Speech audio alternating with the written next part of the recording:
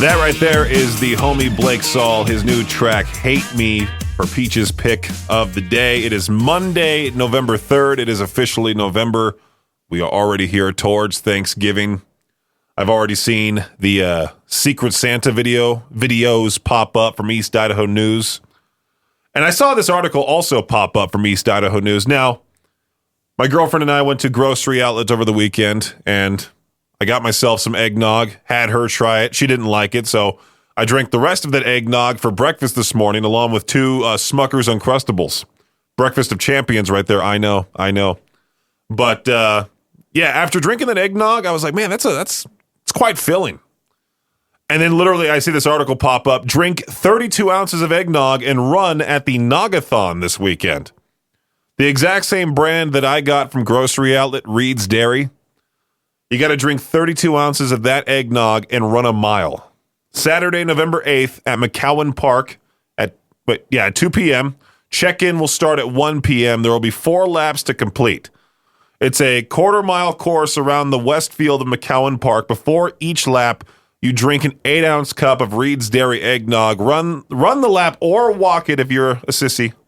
And then before each lap, you drink another cup. And that's how it works. Should I try it? Well, I'm going to Salt Lake City this weekend. Going to go see Set It Off and, that whole tour at the complex. Going to be headed that direction, so should be a fun time down there. It's a whole weekend out of town. Get to go to Trader Joe's and all of that. Get access to a bunch of things we don't have around here before, the dreadful S word that is snow pops up. If you want to get a hold of me, you can over at 208-535-1015. Peach's Pit Party. We'll be back here in just a few on K-Barrel 101. Now that Halloween is over, Jenny-O and Butterball, they brought back the turkey hotlines. They're now open. They're ready to field any questions and concerns you have about your bird this year. This includes questions about buying a turkey, how to cook it, stuff it, brine it, what to do with the leftovers. Now, I have talked repeatedly over the past couple of years of why I hate Thanksgiving. It's my least favorite holiday. I'm not going to go over that again because I've already gone over it a couple of times. I might make it into a social media video. I don't know. But if you want the number, I believe, let's see here. Our turkey talk line is open during November and December. To answer your turkey questions, call 1-800-Butterball, or you can text it as well. 844-877-3456. 844-877-3456 to chat with the turkey experts. Now, the one thing I do want to mention is that Thanksgiving, you're supposed to be thankful for what you have, grateful that you have people in your life, all of that stuff. You're thankful for the food on the table. Now, why in the world would you want turkey out of all the food items? Something that takes forever to cook, and the end product is never that good. That's just one of the many reasons why I hate Thanksgiving. I can't imagine saying, oh boy, I can't wait to eat turkey. There's this whole thing. How to choose a turkey, how to thaw a frozen turkey, how to stuff a turkey, how to brine a turkey, how to inject a turkey, how to marinate a turkey. Too many instructions for something that turns out just awful. Just awful. Let's move right on into some Falling in Reverse with Marilyn Manson. God is a Weapon on K-Barrel 101. I meant to talk about this with Victor on the noon hour of Madness and Mayhem. It's been a hot debate online. Halloween, it feels like every year for the past couple of years, Halloween has been talked about online, not just for like if it lands on a Sunday. Do you go out trick-or-treating on a Sunday? Of course you do. If Halloween lands on a Sunday, you go trick-or-treating on a Sunday. Simple. That's not the debate I'm talking about. The debate I'm talking about are these trunk-or-treat events that are killing Halloween. And now I completely understand. I was talking to my girlfriend about this quite a lot over the weekend. Because when she grew up, there's a lot of people out here that grew up the same way, where your neighbor is super far away. And on Halloween, you would go to like maybe the church parking lot and do a trunk or treat that way. That makes total sense, right? But if you don't live that way, you would trick or treat the good old fashioned traditional way, going door to door. And it's just insane to see how many trunk or treat events pop up during the entire month of October just to promote businesses. And then by the time Halloween rolls around, there's hardly any trick-or-treaters, which I guess it varies area by area, like what I just mentioned, but also like, I don't know. There was someone mentioned in Twin Falls, there was a lot of trick-or-treaters. My parents mentioned there was a lot of trick-or-treaters. So maybe there's still hope, but in some communities, there's nobody because, well, the parents have dragged those kids to multiple trunk or treats throughout the month of October, and they don't want to go out on Halloween. So we end up with these nights where we end up with this whole Halloween where 0 people show up to the front door, and people are just sad about it, really. And I was glad to see it was debated in Life in Idaho Falls, and multiple people, a lot of people had the same view as me, to stop with these trunk or treats that are just primarily used for promoting a certain business or promoting a business in the area. They have it in their parking lot. Just why can't we just have trick or treating on Halloween? Door to door, that's it, right? And there was still so many people that were asking the question, what time is okay? When it gets dark or about to get dark, to when you think someone's going to be going to bed. Like, maybe, I don't know, it's getting dark a whole lot earlier. Maybe let's do 5 p.m. to like 9 p.m. That way it's still respectful. Someone could still go to bed early, but if they go to bed early, I mean, if you go to bed at 8:30, you just turn the porch light off, and that's it. No one's going to come to your front door if the porch light's off, your house looks dark. People are overall, I would say, for the most part, respectful. And I never understood those people either that leave their giant bowl of candy out by the front door and then wonder why their bowl got taken. I mean, you risk your bowl every time, right? That's what I would think. You just risk that bowl being stolen because there's going to be some people who just don't listen and will take all the candy, dump all the candy, and take even the bowl. Now, there was a funny meme I saw about this online, basically saying that the family puke bowl gets stolen every year because somebody takes it on Halloween. Why would you use the family puke bowl as your candy bowl on Halloween? That's some sick stuff right there. Silent Planet Antimatter, it's Peach's Pip Party on K-Bear 101. I didn't necessarily talk about what I did on Halloween. I just carved a pumpkin, did that thing where I made a face that was pretending to puke on the pumpkin, and then took the guts and had it come out of its mouth, you know? Hardcore, right? There are people who are way too good at carving pumpkins. And then there's people like me who struggle to even get the top of the pumpkin off to get the guts and seeds out. And that's a gross activity overall, to get all those slimy pumpkin guts out of the pumpkin. Luckily, my girlfriend was brave enough to do so. I'm just like, no thanks. I don't want to touch this. And why is it that's something you just do? You know, it's a holiday tradition to carve a pumpkin. Some holiday traditions are just way too difficult. Like, if you buy a Christmas tree, if you buy a fake Christmas tree or a real Christmas tree, that's even worse. You have to chop down your own tree, bring it inside the house, make sure there's no bugs on it, nothing, you know, and then it starts dying. And I don't know. I've always been the fake tree person. I think my parents got a real tree one year and it started to die and the ornaments started to fall off and the cats started messing with it. But you buy a fake tree, and if it's not pre-lit, then you got to wrap the lights around it. You got to wrap the ribbons around it. You got to put the ornaments all over it. It's a whole thing. You know, decorating the Christmas tree, I just want to put the ornaments up, have the tree all set and ready to go. If there was a way to come up with something where it was just like a pop-a-tree business where you just take it out of the box and pop it goes and it's ready to go. Just prop it up right there in the living room. It's ready for the Christmas time. I can't believe. Didn't I predict last week that we would receive at least one message on the Classy 97 Facebook page? Like right after Halloween, somebody would message the Classy 97 Facebook page asking when does Christmas music start? There was one person that asked that literally, I think the day after Halloween. When are you guys going to start playing Christmas music? That's going to be one of many. So many people are going to message that page asking that. It's crazy how many people are Christmas music diehards. Like, it's November. But yet again, there's no Thanksgiving tracks, really. There should be some Thanksgiving songs. I'm not going to, maybe we should have AI make some Thanksgiving songs and have those go viral. I don't know. From ashes to new disease right here on K-Bear 101. It's Peach's Pit Party. Before the Dallas Cowboys squared off against the New York Giants in Week 2, the family dogs of head coach Brian Schottenheimer were bitten by snakes, and the Cowboys won. Last Thursday, an owl made its way inside the Schottenheimer home. If the Cowboys beat the Arizona Cardinals tonight on ESPN's Monday Night Football, Schottenheimer says he'll take things to a whole new level to keep stacking victories. I'll put an elephant in my garage, is what he said. I'll do that next. If that's what it takes to win, I'll do it. All righty.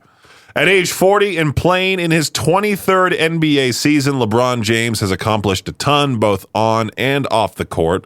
One of his side hustles has been writing books, mostly for kids. He recently announced a new Halloween-themed children's book to be released next summer. The book, called Happy Spooky Halloween, will be released July 21st, 2026. He says, "This is a bucket list item for me, for real. To have my own spooky book coming for my favorite time of year is giving me goosebumps." Travis Kelce, another pro athlete with a bunch of on and off the field, or just a bunch of off the field excitement, recently joined a group of investors taking a major stake in amusement park company Six Flags. On an episode of his New Heights podcast with his brother Jason, Travis described a roller coaster he would design if he could. It would have a few drops, definitely loops, and possibly dangling feet, is what he said, because being a big guy, I don't got to worry about my height being an issue on this thing. Trust me, Travis, I know what that's like. Travis also called his shot, suggesting that he'll be going to a bunch of theme parks once the season is over. He says, "I'm going to try to get to as many as I can in the off season and lay my eyes on everything Six Flags has to offer outside of just Ohio." Please, Travis, be our tall guy hope and build roller coasters for us dudes who are 6'5" and above. That does it for your Shot Clock Sports Update right here on K-Bear 101.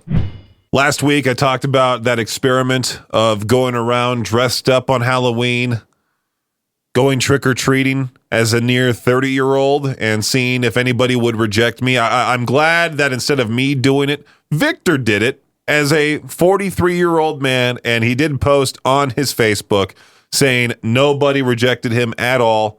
He got all the candy. It's all good. Yeah, it says here, "I've not been turned down by a single house I trick-or-treated as a 43-year-old man dressed as a hungover rock chick. There is hope for us all." Love to see that. Really, I was super happy to see everybody was sort of in agreement. I mean, I didn't see anybody go against it. So everybody was in agreement that no matter what age, you should be able to trick or treat. I never understood the people that asked that question, "Aren't you a little old?" I talked a lot about that prior to Halloween. It's been talked about. We can move on from that, move towards the holiday season, even more so with Thanksgiving and then Christmas.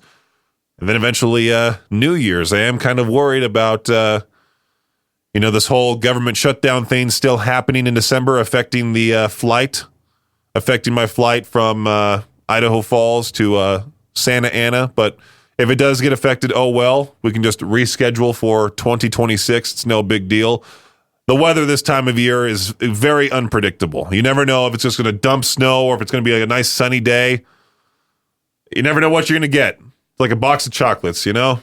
It's Peach's Pip Party with Of Mice and Men. It's Wake Up on K-Bear 101. We have that in-office fantasy football league. Somehow, some way, I have been in first place this entire time. Knocking on wood. Knocking on wood.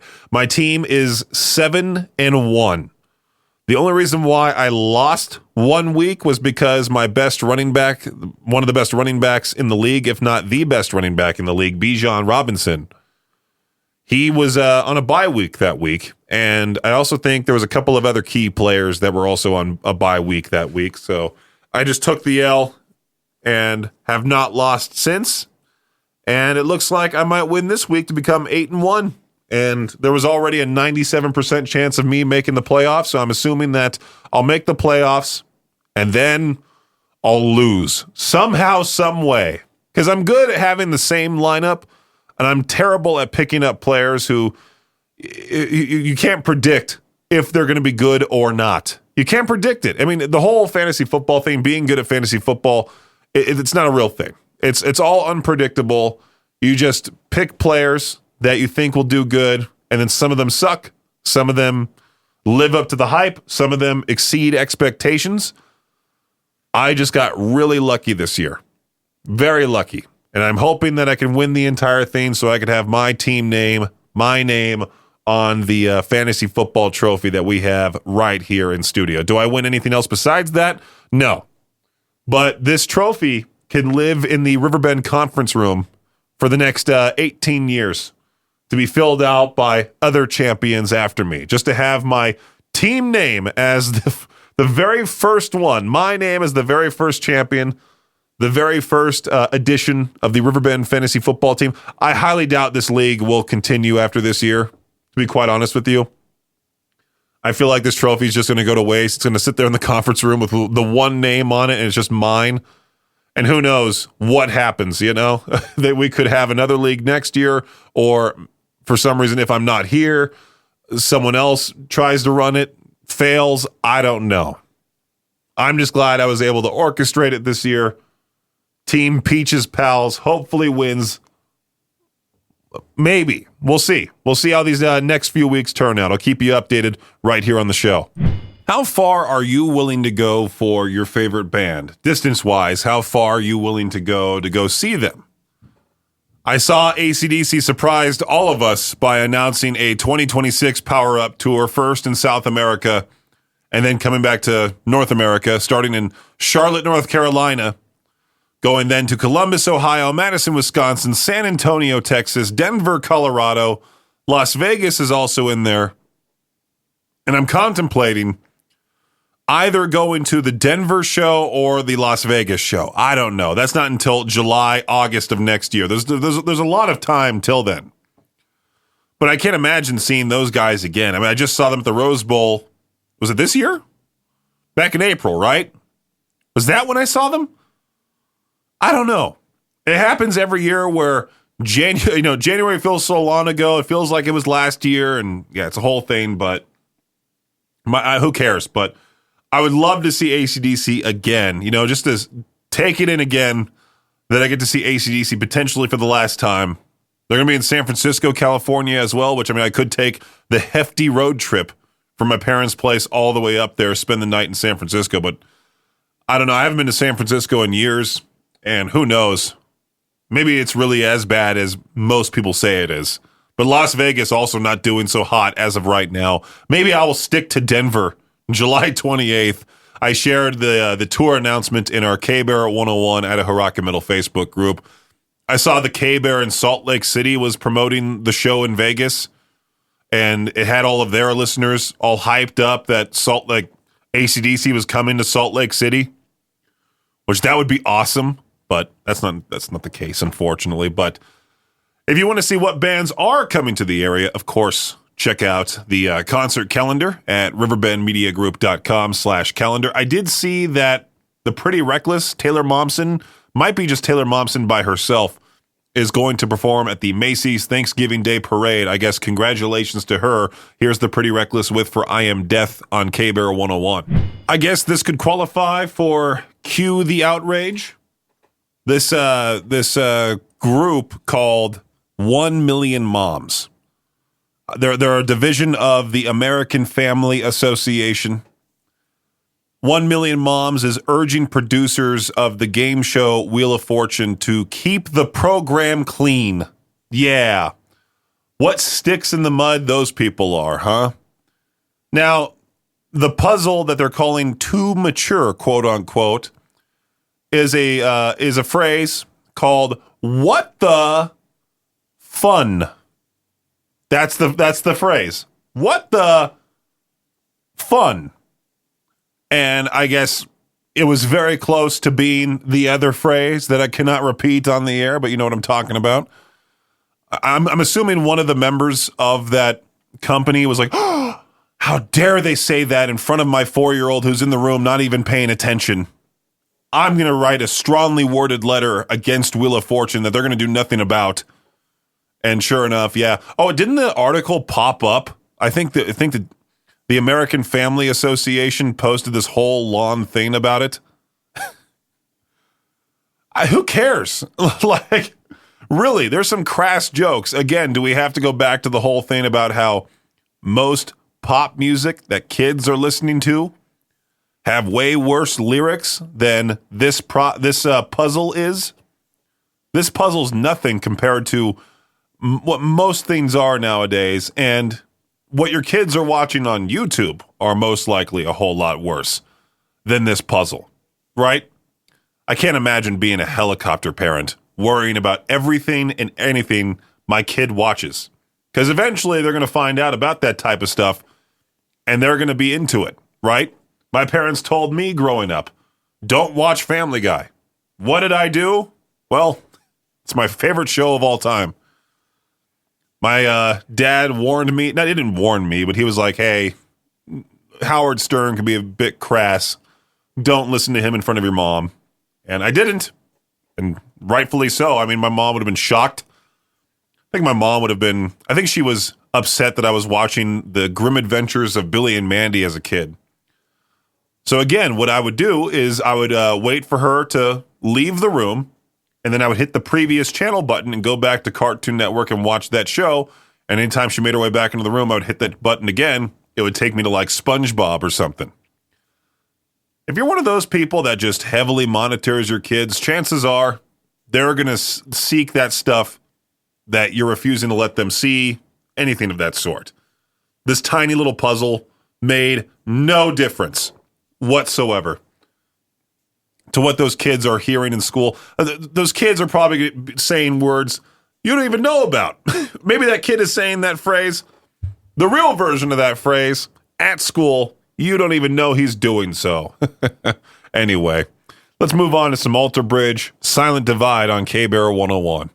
Is a car motivation for weight loss? What if it's a Porsche? Can I fit in a Porsche? I don't think so. I think when I worked at TMZ, Harvey Levin drove one of those Porsche 911s. I think that was the name of it. And it was the tiniest car you'd ever see. It was literally like a Hot Wheel just rolling up into the parking lot.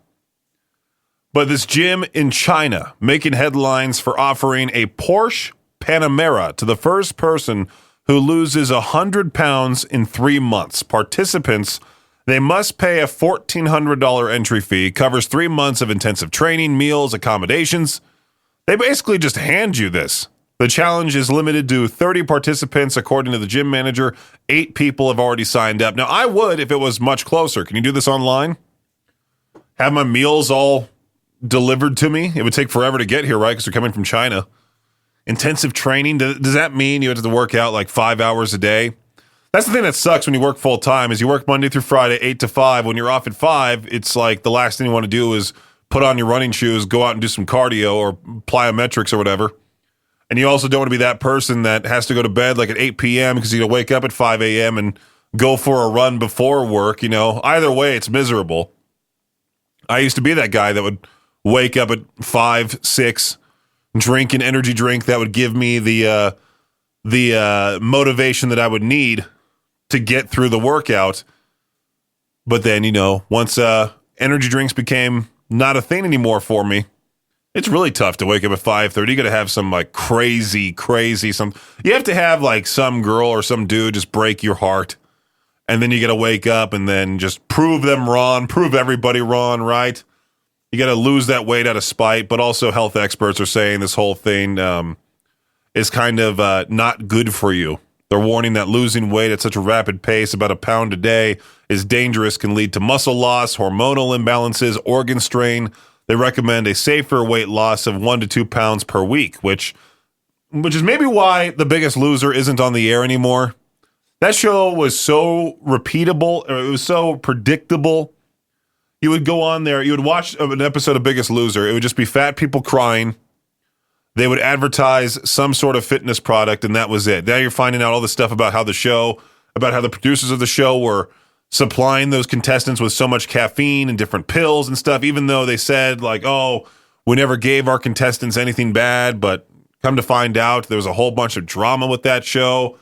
Bob and Jill having some drama. So much crazy stuff happening about a show that's, you know, where they would work out 12 hours a day, every day. And if they didn't lose the specific amount of weight that they needed to lose, they would get kicked off the show, and most of them would become fat again. It wasn't the best. People just need to work on self-control and do this in their own way, right? At least that's what I think. But, man, it would be nice just to lose 100 pounds in 3 months. What is that, February, end of February? Towards springtime, be 100 pounds lighter? That'd be fantastic. What would I be, 260 at that point? Oh, that's my goal weight. Alrighty, let's talk about something here. Somebody posted on Ask Reddit a day ago, do you still listen to AM, FM radio in the car? Why or why not? Now, I've tried listening to AM radio in my car, and it sounds horrible. I'm sure it sounds horrible elsewhere. AM, I don't know how people can listen to that, especially now, like, my friend Bobby, my former friend Bobby from back in the day, he would listen to baseball games sometimes when we were driving around just hanging out, and I couldn't imagine having to deal with that. Having to be around when radio is the only way you could catch a baseball game. You'd have to hear if your favorite player hit a home run or struck out or whatever. It's terrible quality. FM must have been a breakthrough at the time when that first came around. But let's see what people have to say in this thread, really, because I have a lot to say about this type of thing. Someone said, I do. It just feels so much easier and seamless. Just push one button, and it's nice knowing other people are listening to the same thing at the same time. No kidding. It's often a hassle just to, like, I don't know, start the car, then grab your phone out of your pocket or your purse, whatever it may be, plug it into the cord or connect it via Bluetooth. And then, you have to pick a song that you want and all of that stuff. You can just turn the car on and boom, there you go. It's on. All right. My car is 22 years old. How else could I listen to music? Sure, I could burn some CDs, but regular radio is just more comfortable. I'm not a big fan of that because eventually that person's just going to get a newer car and move on to streaming. That's how it goes sometimes. I just made that video on my TikTok. I didn't post it on the K-Bear TikTok. Where else did I post it? I think I posted it on my Facebook, where it was just like dumb questions I get as a radio DJ. I might have to continue that series. Dumb comments I get as a radio DJ. Might have to do that video as well. Where they ask you, like, what do you do for work? And then I say, like, oh, yeah, I'm the brand ambassador for K-Bear, Alt, and Cannonball. But I can't really say that because they wouldn't know what that means. So I just say, like, oh, yeah, I'm a radio DJ. And then they ask me, do you enjoy that? Or even worse, did you go to school for that? How do you get into something like that? I've talked about this before, that question, did you go to school for that? Makes it seem like they're asking me, did you really go to college for that, you idiot? Like, that's how it feels like it's being asked to me, right? That's just how it feels. And there's a couple of other questions on there, but you can find that on my Facebook if you really wanted to watch it. But yeah, this whole thing is weird how, for some reason, it's almost an embarrassment to say, hey, you still listen to the radio in the car. Like, I grew up listening to it. I grew up listening to the radio station I interned for, Coast 103.5. Grew up listening to that in my mom's car. My parents really enjoy not my parents, my dad and my sister.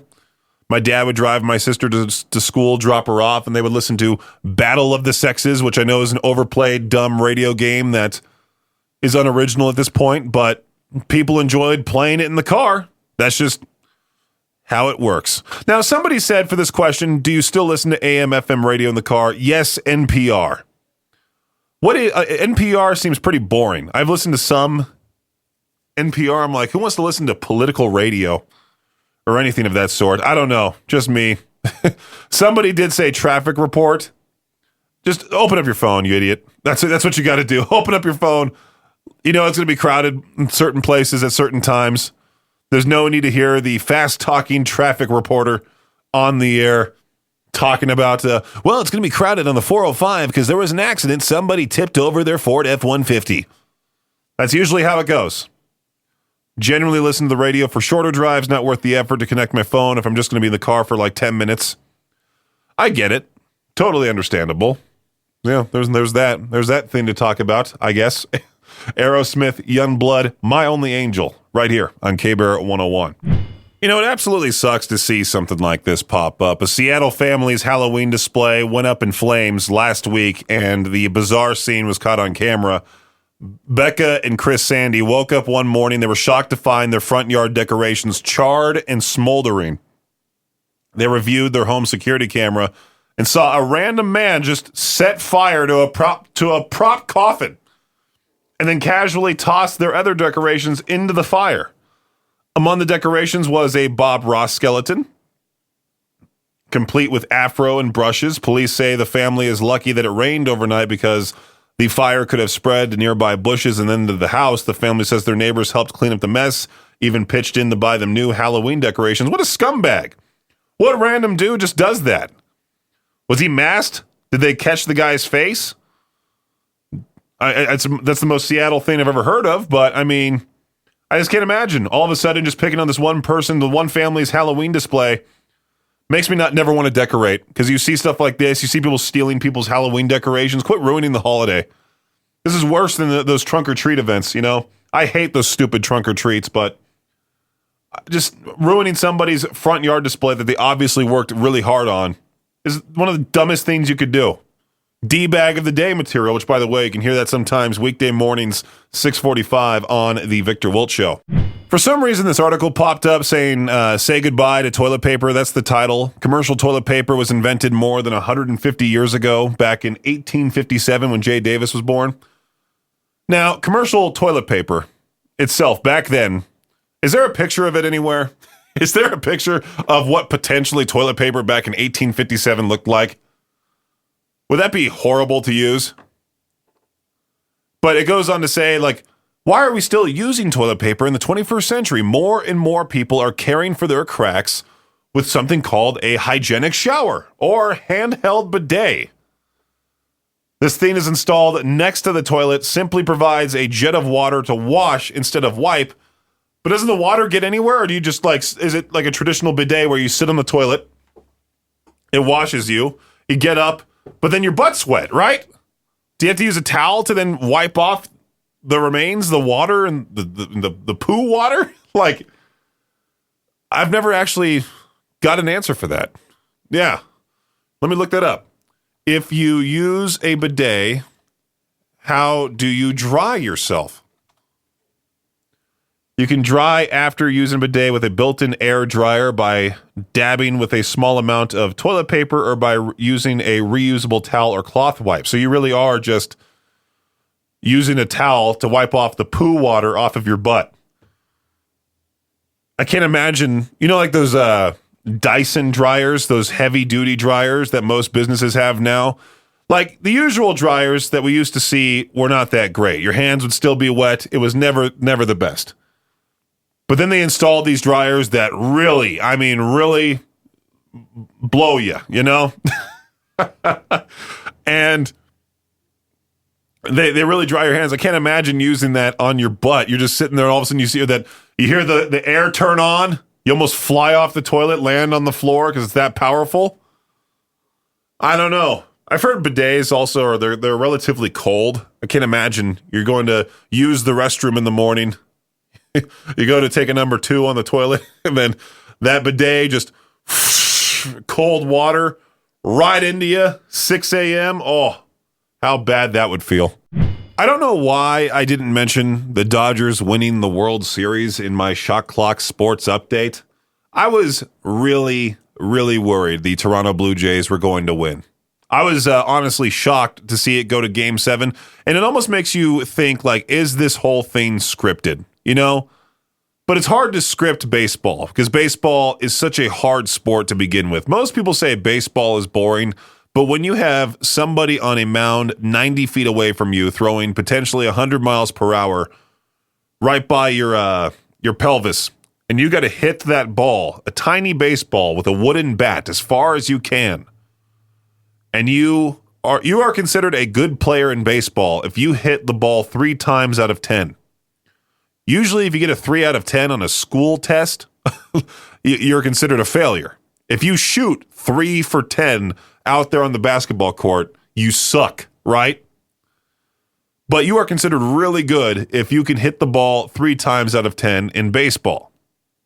And there are people out in the majors that hit 50-plus home runs a season. That means hitting that baseball over 400 feet to where it just lands in the stands, you get to score a run. Not to forget to mention the running around the bases. You got to do some crazy catches sometimes. Baseball definitely is a difficult sport. There was somebody recently that tried saying that soccer is more difficult than American football, and I laughed in their face. Soccer is one of the worst, dumbest sports out there. I'm sorry, it is the most overrated sport. I hate it every year when the World Cup happens, because when you walk into a restaurant, they have soccer on, and no one cares. I mean, some people here in America do, but I just can't imagine being a soccer fan. I really can't. I couldn't imagine just being like, my favorite athlete's this guy. He kicked the ball, and he scored the one and only goal out of the whole 90 minutes. Right? You watch a soccer match for 90 minutes, and the score can sometimes end up being 0-0, and then to go into overtime, and then finally someone scores the goal, and that's it. Yay. But the World Series of Baseball went down to the wire. The Dodgers win the entire thing. My friends Matt and Christian went down to L.A. and waited for the parade, waited for the bus to come by. They saw Shohei Ohtani. They saw Freddie Freeman. They saw them raise the trophy in the air. Los Angeles celebrating another win. I do love the Dodgers. I love the Dodgers, my favorite baseball team out there. Happy for them. Again, I don't know why I didn't mention that during the Shot Clock Sports Update, but better late than never. Thanks for listening to Peach's Pit Party, the podcast. If you enjoyed the show, please share, subscribe, and rate the podcast. Peach's Pit Party is hosted by me, Peaches, a.k.a. Brendan Peach, and is a production of Riverbend Media Group. For more information or to contact the show, visit riverbendmediagroup.com. Until next time, Peach out.